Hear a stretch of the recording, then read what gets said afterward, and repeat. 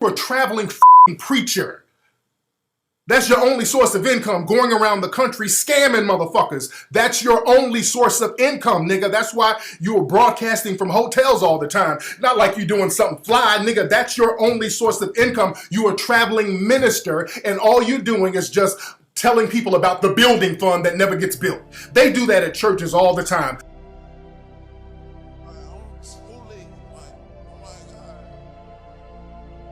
And I think we do have his description. Can we take that? Let's take his description.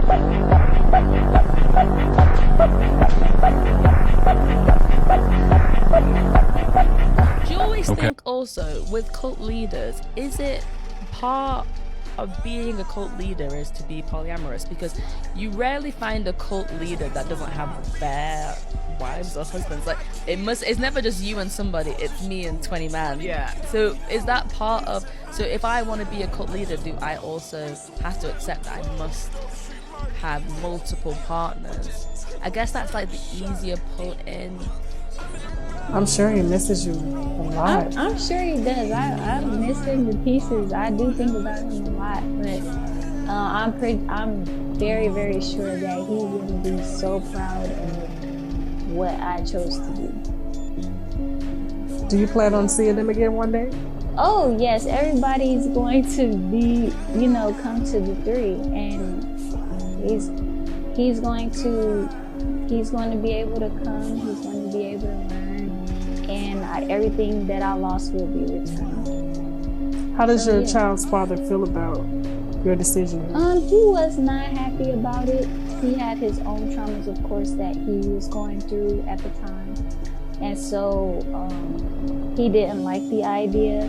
But like I said, you can't stop a grown person from doing what it is that they want to do with their life. What is the biggest mistake that a narcissist ever has made or ever will made? The answer to the question we need to understand by understanding the context of what a narcissist is and how he thinks. Now, what we understand is, speaking of the biggest mistake a narcissist will make, is he makes the mistake, or she makes the mistake repeatedly over and over and over again. Let's stop and think about the context of a narcissist. What is their perspective of the world? How is it that these people tend to see the world? How is it that they perceive reality? How is it that they perceive social interactions? Well, they tend to divide us, that is everybody, between 2 groups. There are the smart people and there are the dumb people. Now, I say 2 groups, those are the 2 extremes, and there is a spectrum in between. So some people are very smart, some people are very dumb, some people are a little bit smart, a little bit dumb, they're somewhere in between. Somewhere on the spectrum is everyone. That's the way the narcissist sees the world, and that's the only way they see the world. So the people on the one end are smart, and they also see them as savvy. So there you go. There's the spectrum again. One end are the people who are very savvy, and the other end are the people who are not very savvy, the people who are not smart. On the one end, there are those who are clever and socially, they call them players, people who are very good at manipulating and working the crowd, so to speak, in every sense of the word. And on the other end, there are those who just don't seem to have that aptitude. And the narcissist, they've got that perspective of the world, of humanity in general. And where do they put themselves on that spectrum? Well, they put themselves on the end of the savvy. They put themselves on the end of those who are very smart. They put themselves on the end of those who are great social players. They know the game, they know how to work it, and so they see themselves as, quite frankly, very superior to the rest of us, because the rest of us are on the other end of the spectrum somewhere. And those of us they perceive as being on the far end of the spectrum, of being, kind of dumb, not being, just being gullible, being naive, which, by the way, some of us are. Those are people who they see as good candidates to be prey, P-R-E-Y, good candidates of people to take advantage of. So why did the narcissist even take advantage of you in the first place? That's why. Because he saw these other people as being, not as smart as him, but not totally weak as you.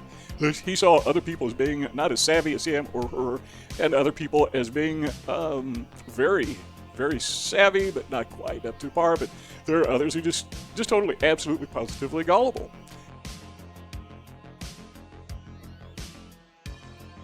I've got a bit about the place that I bought before I bought the mothership. Yeah. Because it's about a place that was owned by a cult. So I've been watching the documentary on the cult. It's called Holy Hell. It's so fucking crazy. I've been watching it. I've watched it 3 or 4 times to try to like find the angles for the bit.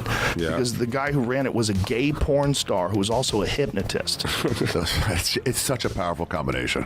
All he wore was Speedos and eyeliner. And this dude ran this cult for 20 fucking years.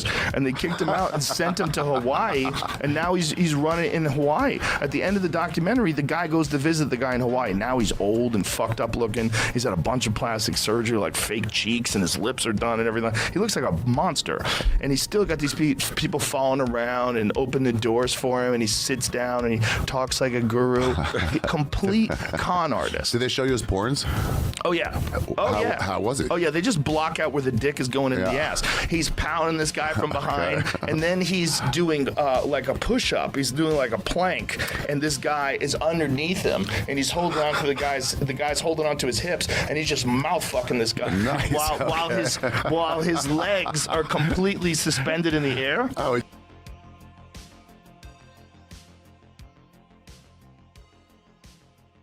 And as I said earlier, in a sense, he or she is right, but there's quite frankly a lot more to the world as that. It's not all strong versus weak. There are these other factors that enter into the picture that the narcissist totally discounts because, well, he doesn't have them. What am I talking about? Empathy, effective empathy. He doesn't see empathy in the world because he doesn't have empathy. We do. And he's a narcissist. She's a narcissist. How can other people have empathy? He or she doesn't have it. They've heard the word, right? They've heard about love. They've probably gone to the movies and watched or maybe read a novel and read or watched a love story. So yeah, they get the idea. But to them, that's all just acting. It's not a real thing. And they assume everyone else is acting, so they're going to be a better actor. That's the way they see the world. That's the way they saw. Yeah, that's the way they saw you. Now. That's kind of a love context, but there's also the friendship context, and there's a lot of different contexts where narcissists, operate. So now that we've got the context and we understand that these people don't have empathy, they do not understand what all of this is about, we need to understand that if we do put it in the context of a love situation, romantic situation, that they don't love you. They never did. And they don't believe you ever loved them. Because love doesn't exist. It's just concept. It's just a perception that is not really there. It's an abstract. So, no, you don't love them. They don't love you. You just got to go through this motion of who is savvier than the other, and obviously they're savvier than you. So they get to win. That's how it works. All right, so what is the biggest mistake that narcissistic people will ever make? That it makes repeatedly. She makes repeatedly. It is this. Because they do not understand love, and because they do not understand empathy. When you truly, genuinely cared about them, when you genuinely loved that person, if it was a romantic relationship, when you honestly decided that this is a good guy and I got his back, it's a friendship, they didn't relate to that, it's the one thing to do because they would, this is the mistake, they would devalue you, they would put you down. And by the way, the narcissist, from this perspective, he valued you at the very beginning. The fact that he saw you as ideal prey, as the perfect victim. In his mind, that was devaluing you, and the fact that you fell for his scheme just kind of justified or verified his perception as being accurate. The fact that you were so manipulative, just the narcissist, I got this guy right, or girl, whatever you are. But the biggest mistake a narcissist makes is there's somebody who truly cares about them, maybe even loves them, who is interested in their best interest, and they can just go ahead and defend that person to the point of humiliating them, or smear campaign. So you go through that initial stage of everyone knows what this is all about. They love bomb you, or they groom you, and you fall for that. The narcissist thinking this guy is easy. This person is a piece of cake, and at the very end they devalue you, and that ends with a smear campaign where the narcissist flips the story. You know how this goes. The narcissist flips the story, makes you out to be the bad guy, and the narcissist is the hero and the villain all wrapped into one, and you, not the hero and the villain, but the hero and the victim, and you are the villain.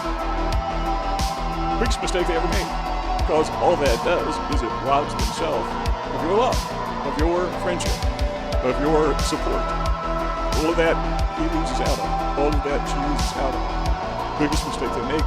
And the really tragic thing about this is it seems they just can't not do that. because they just don't fully understand what, they really don't understand what true compassion really is. They don't even acknowledge that it exists other than an abstract. And they do it over and over and over and over again. Stop and think about the narcissist who is in your life. I can think of a narcissist or narcissistic traits in people who have been in my life as controllers. They can't get it. You know, they just continually hurt themselves over and over by hurting the people who love them.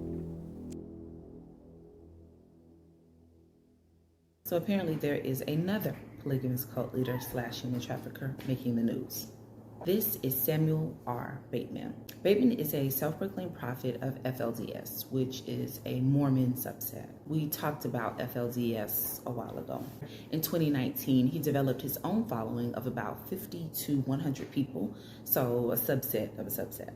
His group may call themselves Fundamental FLDS, the Samuel Bateman Group, or Samuelites. Allegedly, around this time, 2019, Bateman told his first and then only wife that he wanted to marry their 14-year-old daughter.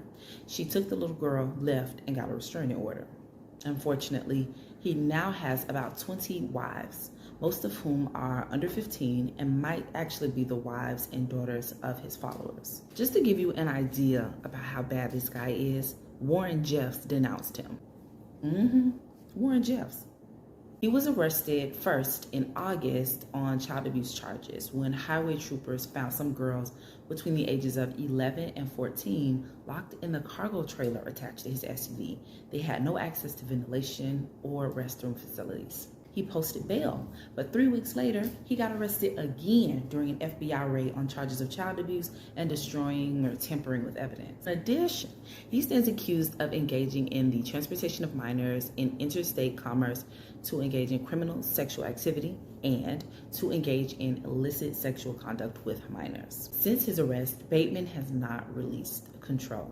He worked with one of his adult wives to kidnap 9 of the girls who were removed from his custody. Journals, cell phones, tablets that the girls left behind at their respective foster homes revealed that 8 of those 9 girls were actually still in a group chat with possibly Bateman, some of the other adult wives. He took 8 of the 9 girls to an Airbnb.